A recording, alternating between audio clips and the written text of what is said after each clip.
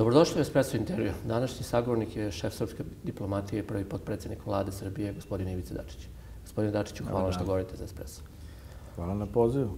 Hajde da sumiramo prethodnu godinu u pogledu borbe za, da kažem, za Kosovo i za otpriznanje.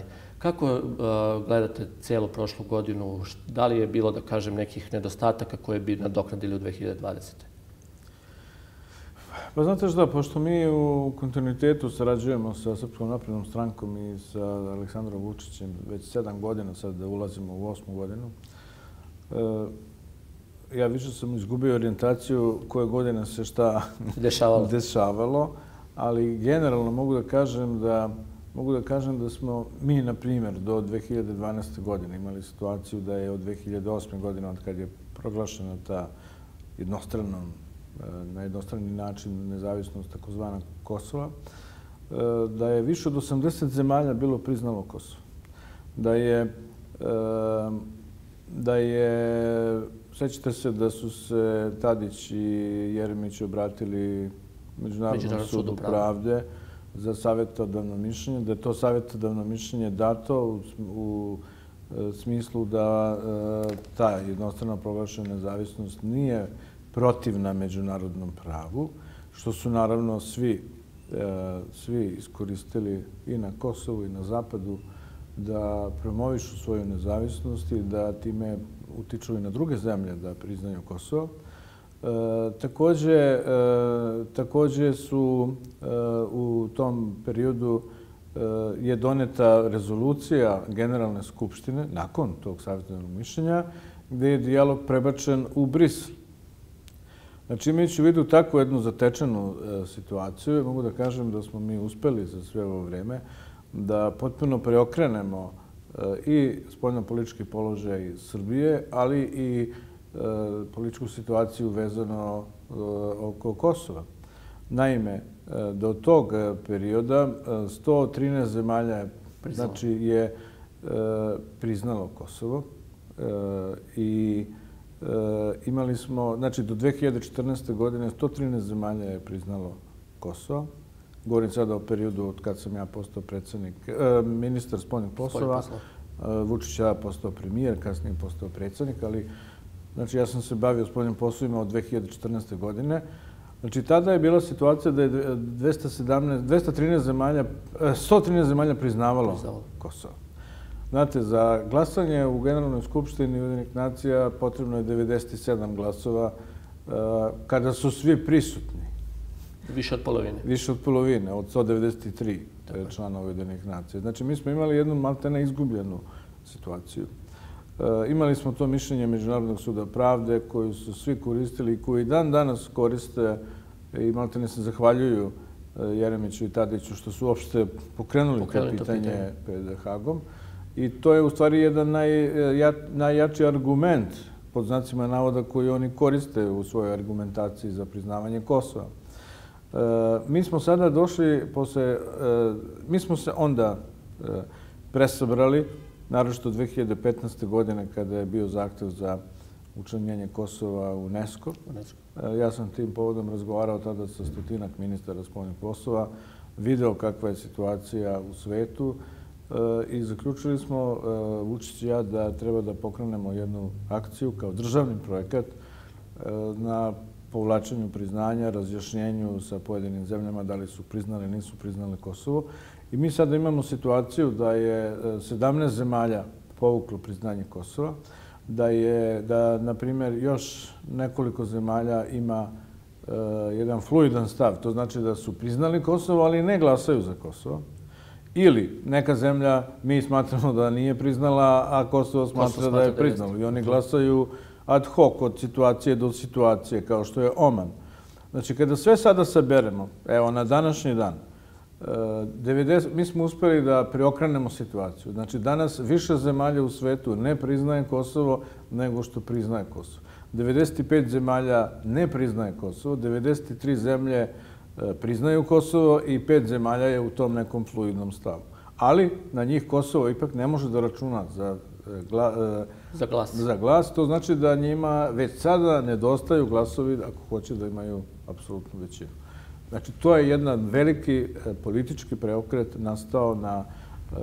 nastao na međunarodnoj sceni.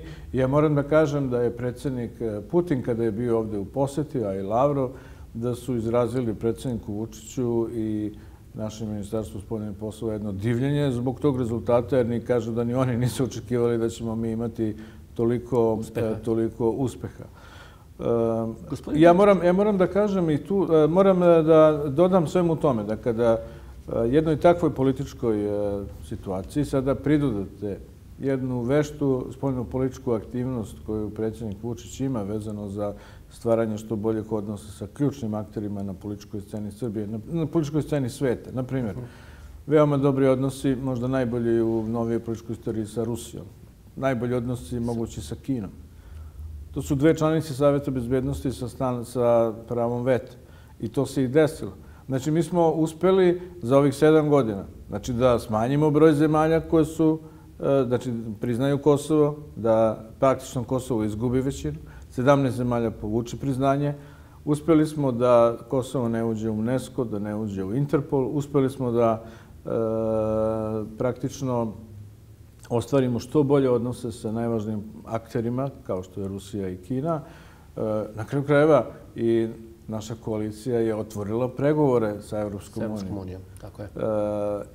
Ova najnovija inicijativa Vučića vezano za mini Schengen je također od istorijskog značaja, zato što je retko koja inicijativa imala toliki odjek ne samo na ovom regionalnom planu, nego i na međunarodnom planu. Znači, kada podvučete tu crtu, vi vidite da smo mi zaista ostvarili jedan veliki preokret i doveli Srbiju na jednu novu poziciju, a to je da je ona ipak faktor odlučivanja o nama. Iskreno. Ranije se o nama odlučivalo bez nas. Bez nas, baš tako. Kada smo kod tih uspeha, jednom ste u šaljivom tonu u intervjuu rekli da kada broj zemalja padne ispod 100, idete u penziju. Koji je sada cilj Ivice Dačića, pošto je broj pao ispod 100? Ja bih otišao u penziju, ali nemam godine, nemam dovoljno godina za odlazak u penziju, ni starostni, ni staža. Ali mi ćemo nastavit ćemo ovu našu borbu.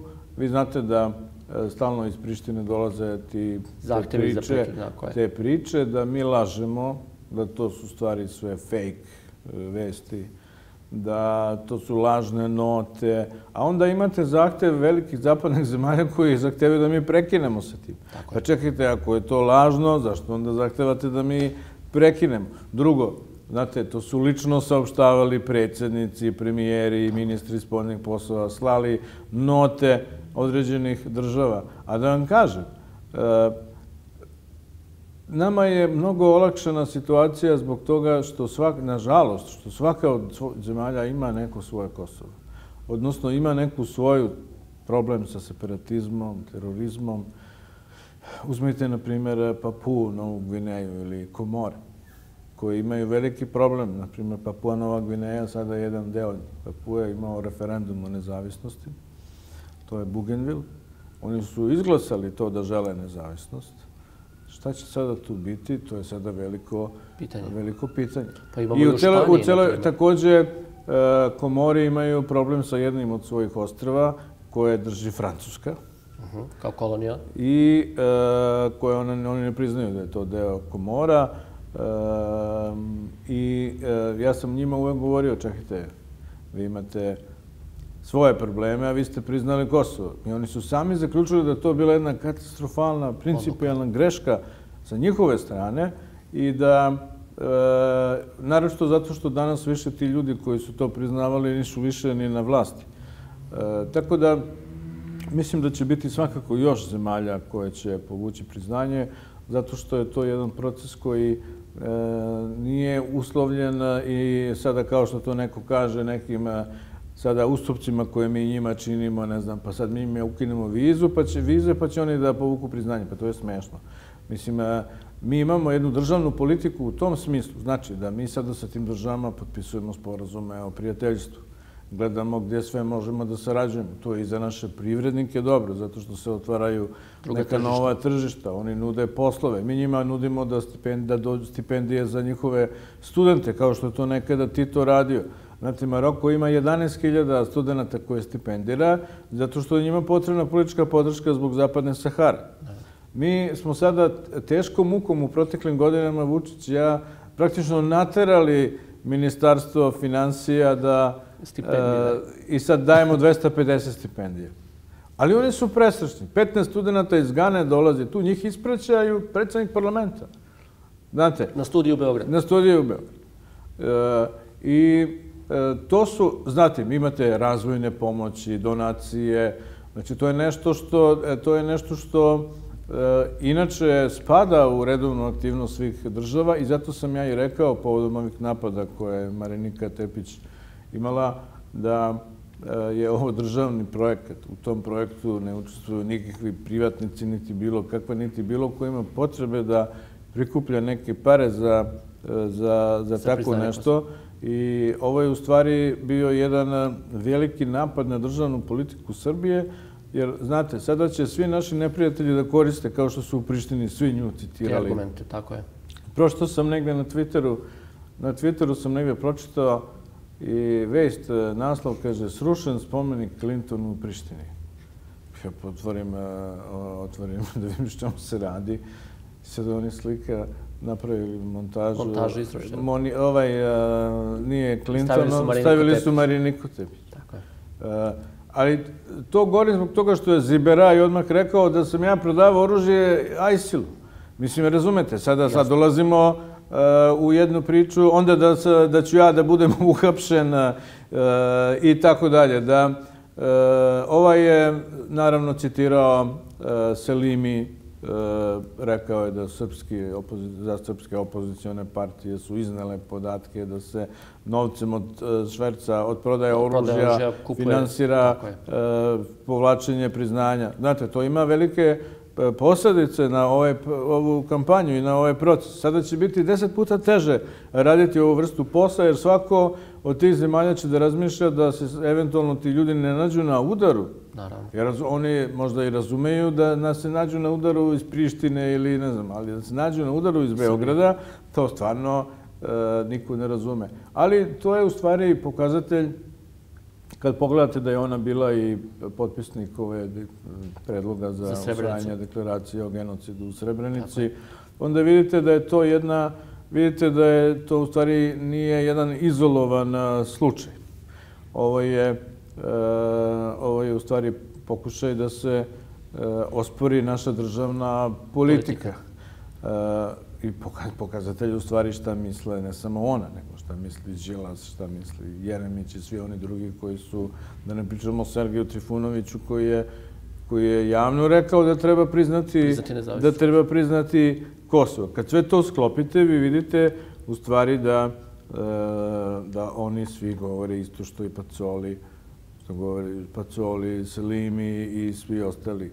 Kurti i tako dalje. Kada smo kod Pacolija, često ste... Ali samo da budemo precizni. Mi ćemo nastaviti ovu akciju, ne zato što mi sada se time inatimo protiv nekoga, nego jednostavno, znate šta, ne može neko nama da kaže nije legitimno to što vi radite, a da istovremeno poziva sve zemlje da priznaju Kosovo. Znate, pazite, ja sam učestvovao ne znam koliko puta na sednicama Saveta bezbednosti o Kosovu.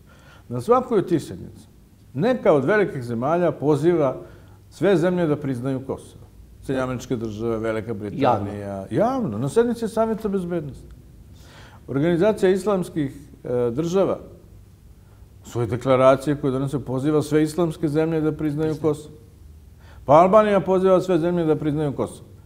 A sada mi jedino ne smemo da pozivamo sve zemlje da povuku priznanje, odnosno da ne priznaju Kosovo.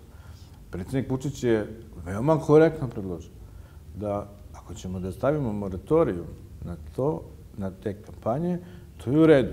Ali onda da svi prestanemo da o tome pričamo, a ne sada da mi prestanemo, a da oni nastave dalje da rade na tome. Pošto oni to neće, oni ne samo da to neće, oni neće vidjeti, neće formirati ni zajednicu srpskih opština, neće uopšte da ukinu ove takse. Ne znam ni da li će uopšte biti formirana vlada na Kosovu. Znači, mi nastavljamo ovaj naš posao, ali još jednom hoću da kažem. I zato sam ja uvek reagovao i kada neko govorio i ranije na ovu temu. Znači, ovo je državni projekat. Ovo je politika naše države, vlade Srbije, predsjednika Srbije, od visokog nacionalnog interesa. Ja bih voleo kada bi se svi uključili u to, kada bi pomagali i svojim vezama u inostranstvu, ljudi koji poznaju neke političare u tim zemljama, naša dijaspora koja tamo živi i tako dalje, ali nažalost mi do sada nismo imali mnogo velike pomoći. Gospodin Dačiću, dotakli smo se Marinike Tepić, ali vi ste često na udaru i Lore Čitaku i Pacolija, non stop vas prozivaju, tvrde da vaše, da kažem, note koje vi iznosite su lažne. Može li se i kako se može povući onda paralela između Marinike Tepić i Lore Čitaku? Da li je Marinika Tepić Lora Čitaku u Srbiji? Pa znate šta, ja u suštini, kao što sam i rekao, ja uopšte sada, ajde da ostavim po strani da sve što je rekla da je slagala. Da ostavim po strani i to da nije to prvi put uradila. I da ona, njen šef Đilas, Savez za, kako se zove, Savez za Srbiju i tako dalje, da su iznosili na milion nekih lažnih afera na koje svi posle toga se ne vraćaju, zaborave i samo služe za blaćenje ljudi. Ja sada ovdje govorim da, dakle, ako sve to ostavim po strani, pa ako ostavim po strani i da sam možda lična, pošto je ona na kraju pokušala da se izvadi pa da demanta, pošto je prvog dana rekla da sam ja prikupljao pare za povlačenje priznanja od uglednih privrednika i trgovaca oružjem. Čak je i rekla, a sutradan je rekla da nije ona u stvari to rekla, nego je rekla sam ja prikupljao pare, ali nisam te pare trošio za to, nego sam ih stavljao u svoj džep. A zato što je videla da je cela Srbija skočila, da su svi osudili njenu izjavu, ja mislim, i čak i oni građani koji su šetali ovde misleći da... Koji su bili za nju. Koji su bili za nju, verujem da niko nikad nije bio, nego mislim na sve one koji su učestvovali u raznim demonstracijama. Sad ispadne da oni demonstriraju za to da Kosovo postane nezavisno, da se neko protivi. Pa ja mislim da su svi Srbi radovali kad neka zemlja povuče priznanje. Nema veze sada da li je to na Uru ili je Mali, ili je Gana koja ima 30 miliona stanovnika. Oni imaju isti glas u Skupštini. Imaju jedan glas u Generalnoj skupštini. To je 17 glasova od 193. To je maltene 10%. Znate, to kapitalno menja način odlučivanja, ruši njihovu sigurnost, znači više nigde ne mogu da prođu. Tako da, sa tog aspekta sam već tada rekao da čini mi se da niko nikad nije tako brutalno napao srpski državni interes i Srbiju kao ona. I da će to ostaviti velike posledice i velike štete. Bez obzira što to narod Srbije ne podržava, znate, danas živimo u jednoj eri društvenih mreža. Živimo u vreme internet komunikacije gde će verovatno ta njena izjava biti dostupna svima i svim zemljama kada žele nešto da saznaju o Srbiji. Kada mi pokrenemo ovu temu, uvek će se verovatno neko naći da u tim zemljama kaže, a čekajte, šta je ovo što sada što tvrdi opozicija u Srbiji? Pa da li sad svi u Srbiji to misle? Pa da li sada ti ljudi koji su povukli priznanje, pazite, sad treba oni da sad sebe brane od toga da li su oni uzeli neke pare ili ne. Ja stvarno ne znam ko je nekada tako brutalno napao svoju zemlju i svoj narod. Tako da je sa tog aspekta sam i govorio o tome da, i vi ste u pravu kada to kažete, da Flora Čitaku, na primjer, isto tako ima taj manir. Da na svakoj sjednici Savjeta bezbednosti ona izađe. Ja unapred kažem, pošto ja govorim uvek pre nje, ja unapred kažem, ja odmah da kažem, ne znam šta će da kaže, ali sve što će da kaže, ona će da slaže.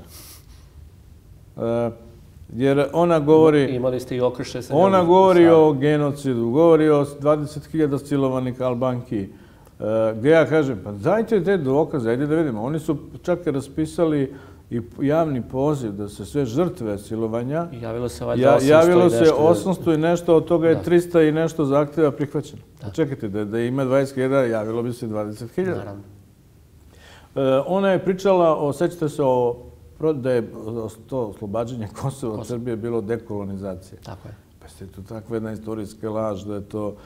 Ispada da su Albanci živjeli na Kosovu prije Srba i tako dalje. Govorila je, to me je posebno iritiralo, da ona nije imala pravo da govori albanskim jezikom, da nisu imali nikakvo pravo obrazovanju i tako dalje. I onda sam ja doneo njenu krštenicu i krštenicu čak sina Veljka Odalovića, koja je izdata tamo u Prištini 90. godina, znači vreme kad je Slobodan Milošević bio na vlasti. Što je to njoj problem bio? Ako je on bio diktator, pa kako onda i tada je bilo na albanskom jeziku napisana krštenica. Ona je čak htjela da vas tuži, šta li već? Pa ne, ona se žalila predsjedavicom Savjeta bezbednosti, pošto je tada bila iz Velike Britanije, ambasadorka koja nas ne voli. I ona je onda htjela da da jednu izjavu i da pošalju pismo nama, kako eto, to nije primereno. Da, ali nijednog trenutka nije demantovala verodostojnost krštenice. Ma ne, nikako ne. On je govorio o tome da sam ja zloupotrebio, eto, to je kao njeno lični dokument. Pa čekajte, sad, ja nisam ništa hteo, ja niko nije ni vidio ni njene podatke, niti bilo šta, osim da je rođena u Srbiji i to na kom je jeziku napisano. I vidite, imate sada, oni su htjeli da to Savjet bezbednosti kao osudi i da, međutim, Rusija i Kina su sprotivile, tako da to nije uspjelo. Ali vidite čime se sve sluša. Tako da kad sve to uporedite, svakako da ima sličnosti. Rekli ste, malo pre ste pomenuli, dali ste mi odličan uvod za moje sljedeće pitanje, da živimo u eri društvenih mreža, gde stalno vidimo, da kažem, da se neki političari, konkretno na Twitteru, pa i na Facebooku, sukobljavaju mišljenja. Gde je Ivica Dačić na društvenim mrežama? Ja nisam na društvenim mrežama i to me kritikuju svi moji saradnici. Zbog čega niste? Pa slušajte, ja sam, kad sam bio ministar unutrašnjih poslova, i onda sam to hteo. I prvo pozvao sam, dao sam telefone, dao sam nekoliko brojeva telefona da mi se građane javljaju, da postavljaju pitanja šta treba i tako dalje. U roku od sat vremena su svi bili blokirani, jer toliko bilo tih poruka da nisam mogao da govorim ni na jednu poruku. Drugo, otvoreno je 10-20 različitih profila na ime Ivice Dačića, gdje ne može niko da utvrdi da li je to pravi Ivica Dačić ili ne. Ja sam onda informisao sve da ja uopšte nemam. Tako da ništa od svega toga nije moje. Međutim, kao što ste sami rekli, takvo je vreme da vi ne možete sada, morate da budete, vidite da Trump on celu politiku vodi preko Twittera. Tako je. Tako da ću morati da imam neke forme društvenih mreža. Pa možda na Twitteru da vidimo direktan okašaj Lore i vas. Možda jednog dana. Recite mi, osim Kosova, Srbija će se, to je očigledno 2020. naći i u problemu sa Evropskom unijom kada Hrvatska preuzme predsjedavanje iz, da kažem, Hrvatske već smo čuli najave blokada. Kako će se to pitanje rešiti? Bilo ko da pobedi, da li Kolinda, da li Milanović? Znate kako, to jeste i tako, može se gledati i na takav način, a može i drugačije. Sve zavisi od toga kako će se ponašati oni koji pobede na izborima, odnosno da li će iskoristiti to svoje istorijsko predsjedavanje, jer je prvo. Tako je. Da li će iskoristiti da promovišu Hrvatsku kao jednu ozbiljnu državu, koja je članica Evropske unije, koja želi da pomogne regionu, koja može da odigra konstruktivnu ulogu, jer, podsjetit ću, oni žele da organizuju sastanak sa svim liderima Zapadnog Balkana. A sećate se da su veliku histeriju podigli kad je Vučić trebalo da dođe na IPP. Pa čekajte, kako će sada da organizuju oni skup gdje će da sada bude histerija protiv učesnika tog skupa? Znači, da li će se tako ponašati, da li će se ponašati odgovorno ili će to koristiti za neke svoje bilateralne stvari u odnosima sa Srbijom i gdje bi to, naravno, ja mislim, bilo osuđeno i od strane drugih članica Evropske unije. U svakom slučaju, mi želimo normalne odnose sa Hrvatskom. Kad kažem normalne odnose, mi ne poričemo da postoje sporna i otvorena pitanja. Ali smo uvek govorili da ta otvorena pitanja treba da se rešavaju na jednom koloseku. a da paralelno sa tim probamo da gradimo neke kolosek koji će nas voditi u budućnost. To znači da tražimo zajedničke interese. Mislim da ih imamo puno. Mislim da ih imamo od ekonomije pa do povezanosti, jer Srbi žive u Hrvatskoj, ima i Hrvata ovde koji žive u Srbiji. Da tražimo šta je nešto u smislu infrastrukturnog povezivanja i svega ostaloga što može da ne znam, da olakša život i komunikaciju. Znate, ja kad vidim da sam vidio koncert Slepe Brene u Zagrebu, ne pratim to i ne mogu da znam, ali sam vidio da su svi pevali u njenu pesmu Jugoslovenka. Neko kaže, slušajte, ako ne znate gde ste trenutno, ako slušate Cecu, znači da ste u Zagrebu. Ako slušate Olivera Dragojevića, znači da ste u Beogradu. Znači sve je izmešano. A slušajte, ali u političkoj sferi sve je zakomplikovano. Zato treba da se traže načini za razmršenje tog čvora i da se gleda da se ide napred. Zaista da smešno je da posle toliko godina od ratova, konflikata, mi i dalje se nalazimo u jednom začaranom krugu. Pa posle 10 godina posle završetka Drugog svjetskog rata već je počeo da se stvara Evropska unija. Evropska unija, baš tako. A Srbi i Hrvati se još nisu izmjerili. I Bosna i Hercegovina i tako dalje.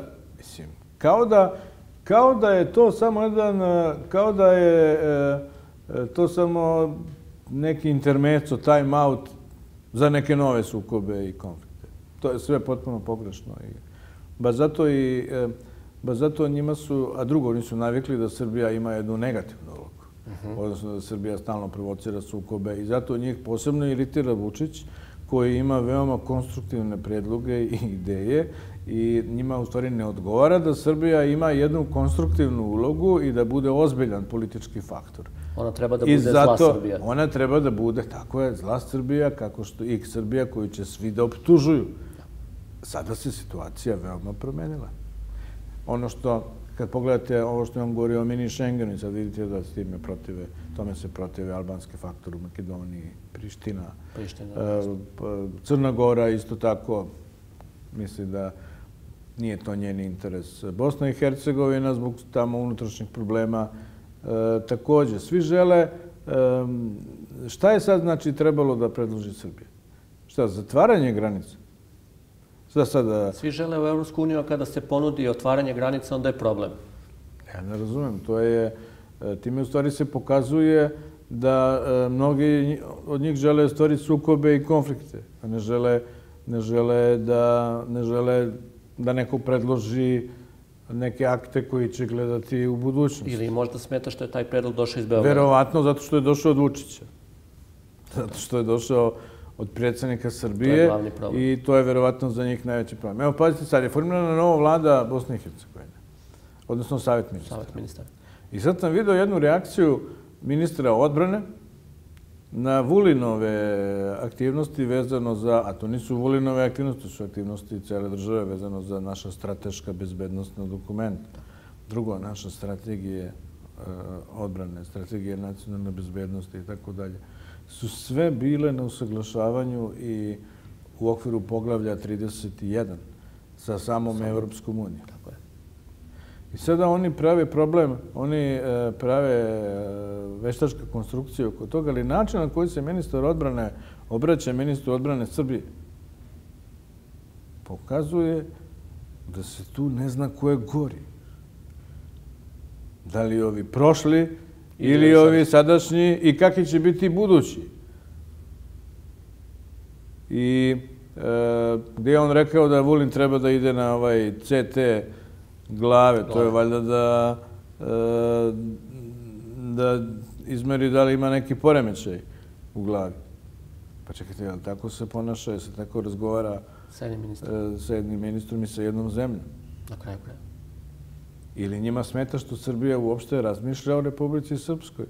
Republika Srpska je jedan od naših najvažnijih nacionalnih i državnih interesa. Pa mi to javno kažemo, pa mi smo garant Dejtonskog sporazuma. Pa čekajte, ako može Erdogan da kaže da napad na Sarajevo je napad na Tursku, kako nego može da zameri Beogradu što smatra što brine o srpskom narodu koji živi u Republici Srpskoj i u Bosni i Hercegovini. A pri tome mi poštujemo teritorijalni integritet Bosne i Hercegovine. Pred kraj ove godine pojavio se i problem u Crnoj Gori sa srpskim svetinjama, sa srpskim stanovništvom. Kako država Srbija da reaguje u ovom slučaju? Pa mi ćemo upotrebiti sva politička sredstva, diplomatska, koliko je to moguće da zaštitimo naš narod i Srpsku pravoslavnu crkvu u Crnoj Gori, trudeći se da ne izazivamo dodatne probleme. Mi smatramo da svi ti problemi treba da budu rešeni dijalogom. Protivimo se svakom nasilju prema srpskom narodu, prema Srpskoj pravoslavnoj crkvi i zato molimo naše partnere iz Crne Gore da imaju u vidu da treba da se traže zajednički interesi, da se ne izazivaju sukobi između dva naroda koje nikad u svojoj istoriji nisu imala sukobe. Nego su bila bratska. Nego su bili bratski narod. Gospodine Dačiću, SPS je, neko bi rekao, konačno formirao sve svoje stranačke organe. Bliže se izbori, predsjedništvo je podržalo vaš predlog da stupite u pregovore sa Aleksandrom Vučićem o zajedničkoj izbornoj listi. Hoće li SPS sa SNS-om na izbore i uopšte šta vi očekujete, koji rezultat bi vam bio zadovoljan da socijalisti ostvare na izborima? Znate kako, nas očekuju izbori u sljedećoj godini koji će biti i parlamentarni, i lokalni, i pokrajinski. Evo danas počitamo da može čak da budu i predsjednički. Pa pravo da vam kažem, nisam o tome razgovarao i pripučujem za tu ideju. Sa druge strane, u svim tim razgovorima, veoma i uopšte pripremama za izbore, veoma je važno naglasiti da bez obzira što SNS ili SPS, SNS sa svojom koalicijom, a SPS tradicionalno već sa Jedinstvenom Srbijom, sa Draganom Markovićem Palmom, sa kojim imamo izuzetno dobre odnose, i ja lično i naše stranke. Bez obzira što mi imamo te svoje koalicije, dobra je politička poruka kada se svakako bolja nego kada bi neko rekao ma meni napada na pamet da idem u koaliciju sa SNS-om. Ako postoji potreba za državnim jedinstvom, za jedinstvom državne politike, ako postoji potreba za tim da se time iskaže naša privrženost našim zajedničkim ciljevima za interes Srbije, onda smo mi spremni i predlažemo SNS-u da razmotri taj predlog. Jer znate kako, SNS-u niko nikad nije to predložio iz SPS. Tako je, nije bila zvanična, evo sad je zvanična. Niko nikad nije predložio. Tako je. Znači, da li će do toga doći, kao što ste i sami rekli, o tome ćemo predsjednik Vučić i ja razgovarati posle praznika, verovatno posle Božića, i na jedan argumentovan način razgovarati samo o tome da li je to bolje,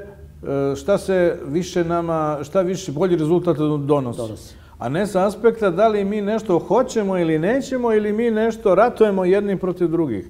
Znači, stvara se jedna potpuno nova klima. I to često ne razumeju ni ljudi u SPS-u, ni ljudi u SNS-u, kojima je nekad lakše da napadamo jedni druge, nego da se borimo protiv naših protivnika, protiv ljudi iz opozicije. I u tom smislu je i ta ideja, taj moj predlog je jednoglasno podržan, znači od strane predsjedništva SPS-a, što pokazuje da svim ljudima je jasna naša politička orijentacija. To znači da tu nema i nikakve sumnje. Ako smo mi spremni da idemo na zajedničku listu, nema nikakve sumnje ni da ćemo posle izbora biti spremni za nastavak koalicije sa Srpskom naprednom strankom. Naravno, ukoliko Srpska napredna stranka i Aleksandar Vučić to žele, ali isto tako i za Vučića i za mene je bitno da narod nam da podršku na izborima.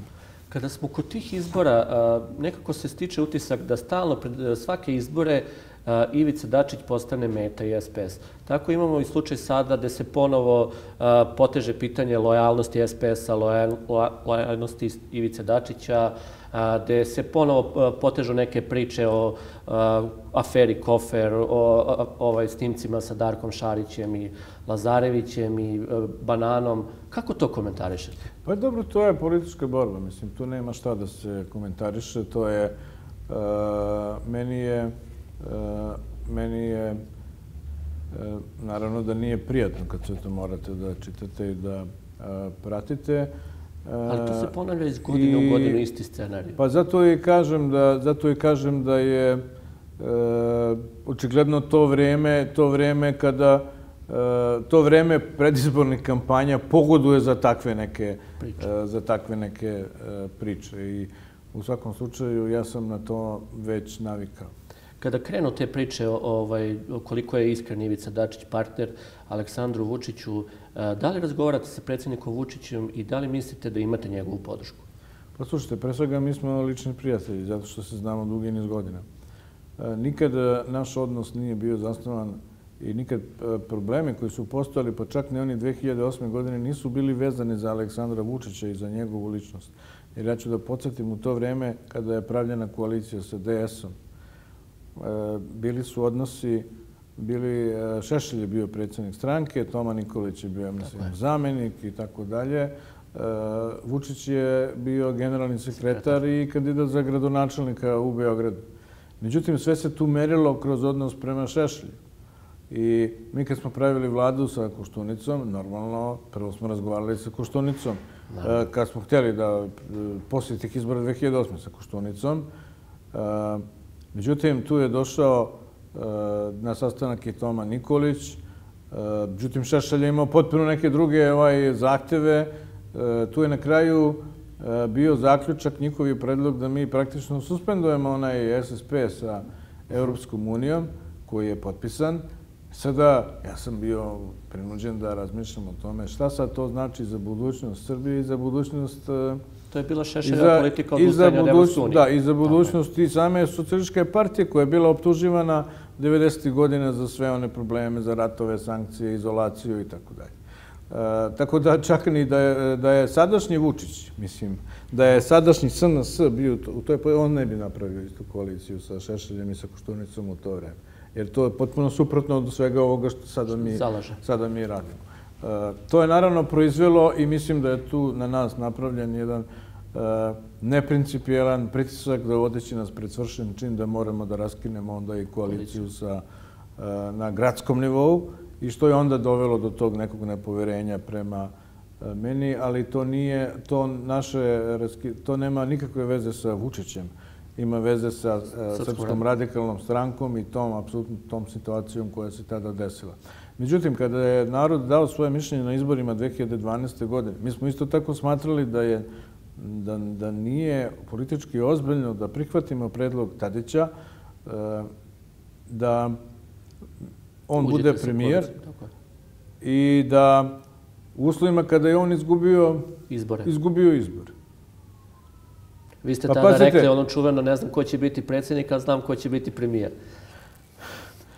Pa slušajte, ne bi ja to nikad rekao, iskreno rečeno, da mi nije zvao Toma Nikolić pre te konferencije za štampu i rekao kako si premijer. Ali to je sada pitanje naravno političke taktike i svega ostaloga. Da je Tadić tada rekao evo Ivice, ti budi premijer, a mi da budemo u koaliciji sa tobom, teško bih to prihvatio, zato što ne bi to moglo da se...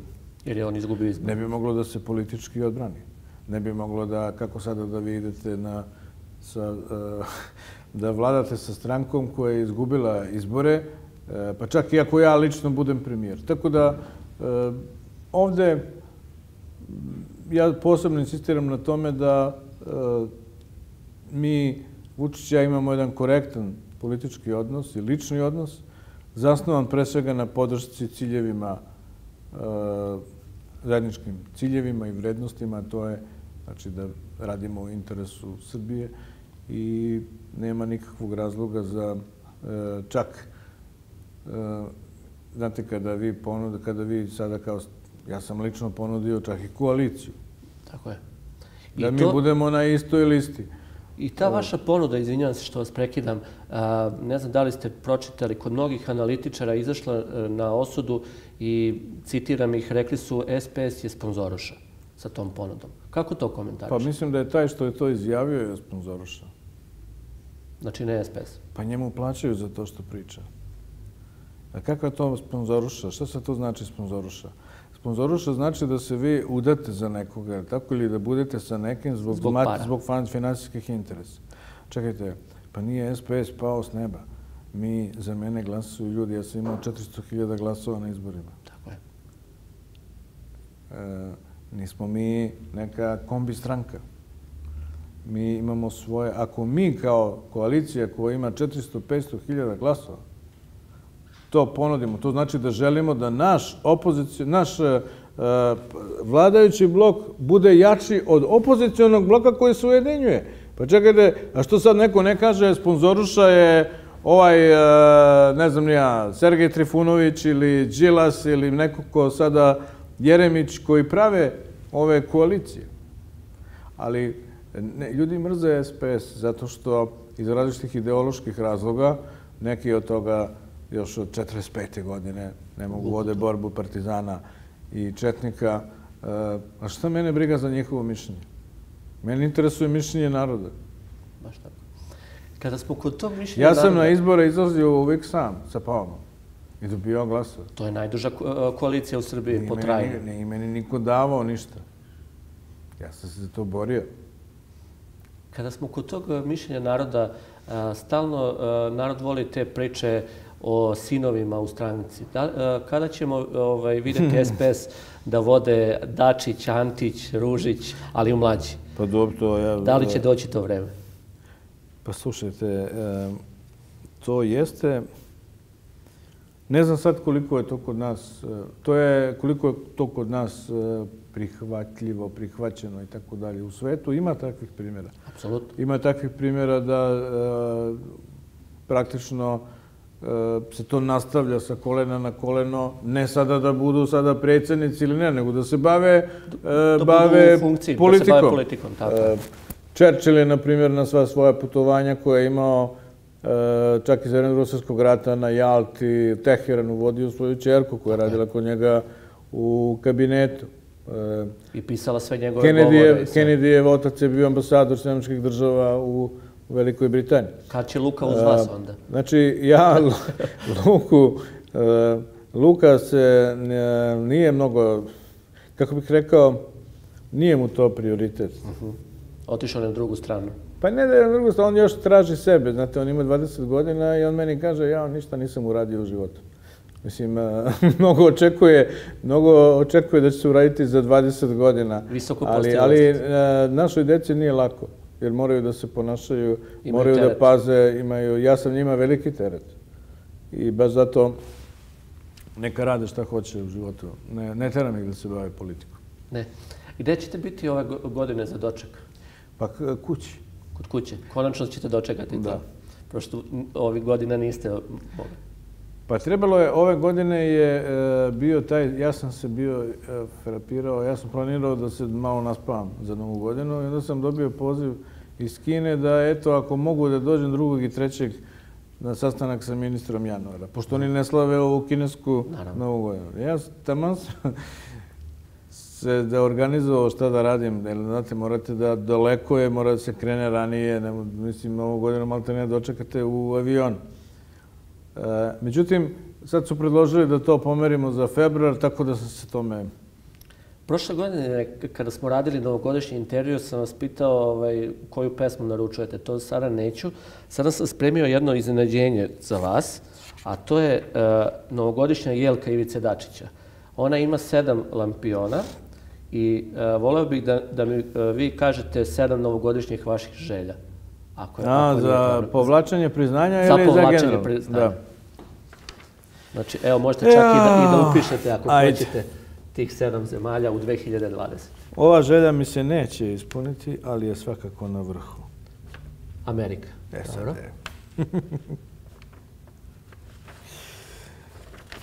Dalje.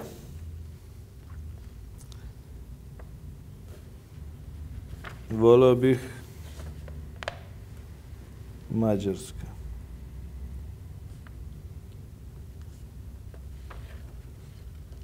Zatim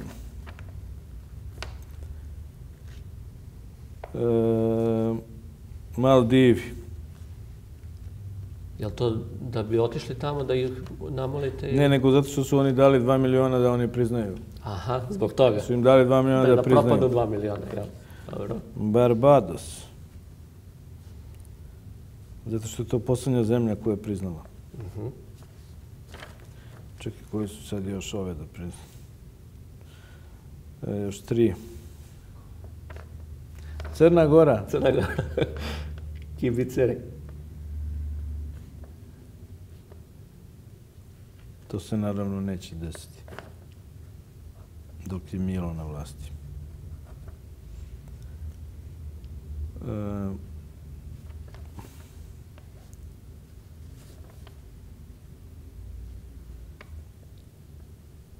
I Dominikanska republika. Zašto ona? Zato što su glasali protiv Kosova na Interpolu, a priznali su Kosovo. Znači, to bi moglo da se ostvari? Pa, očigledno da oni ne prihvataju to. Znači, da aktualne vlasti ne prihvataju to što su oni priznali Kosovo. I eventualno bi mogli, šta bi mogli, Nikolaš? Pa ja bi voleo sada, na primjer, Bangladeš, evo. Pa može i Somalija, ajde. Zato što Somalija je priznala neka prelazna vlada, znaš. I to oni ne priznaju da je to uopšte legalne te odluke. Međutim, nekako da nam kažu zvanično. Samo još potpišite na tu jelku i datum današnji. Ko je danas? 27. Danas mi je ćerki rođendan. Opa, neka se sećam. A sad imam još jedno iznenađenje za vas. Molim vas, pogledajte hemijsku olovku s kojom ste pisali to. A, Crvena zvezda. Pa nema veze. Ja volim Crvenu zvezdu. Volite Crvenu zvezdu? Zbog petokrake. A zbog toga? Meni je Crvena zvezda u srcu. U srcu. Šalim se malo, naravno, ali ja stvarno, ja volim i Zvezdu i Partizan. Ja navijam za Partizan, ali to ne znači da mrzim Zvezdu. Tamo posle. Da li zato što vam je Crvena zvezda u srcu je i na vrhu jelke u MSP Crvena zvezda? Pa tako je, zato što mi je Crvena zvezda u srcu. Gospodine Dačiću, hvala što... Ali ne samo meni.